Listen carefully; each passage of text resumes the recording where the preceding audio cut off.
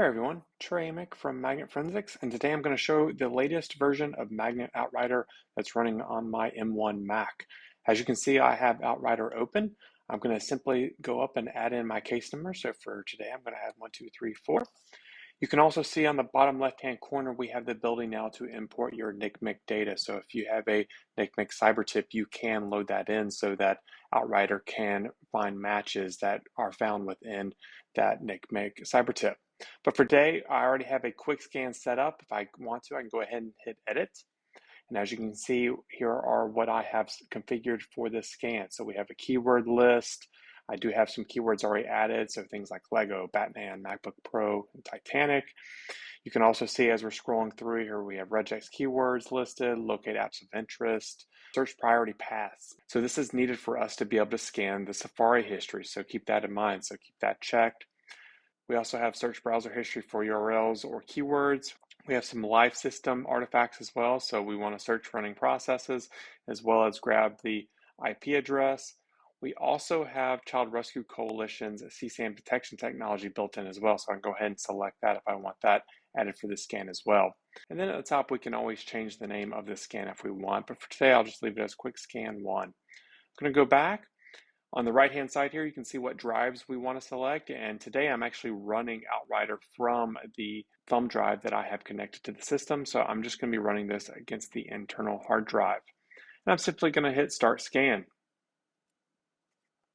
Now our scan is complete just after 26 seconds, so here you can see we have some hits. We have anti-forensics tools, so things like Timestamp and CC Cleaner. We have found some cloud files, so OneDrive and Dropbox. Collection of files, so we found Bitcoin with some wallet data that we might want to collect, cryptocurrency files. We've got some dark web, so Tor and Tor chat. You can see we have encryption. We also have peer-to-peer. We also found some VM files. And then getting down into the web browser artifacts, here you can see we do have some hits within our browser history. And in this instance, we have Lego and MacBook Pro, so we did get hits off of those additional keywords that we added.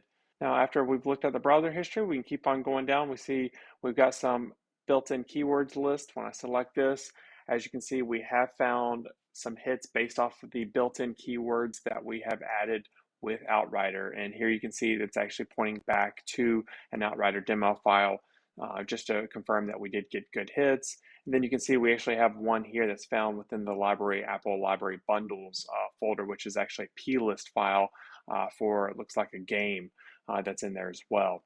And as we keep scrolling down, we can see we have some CSAM detection hits from Child Rescue Coalition's technology. And when we select this, as you can see here, we do have 2 hits at the top.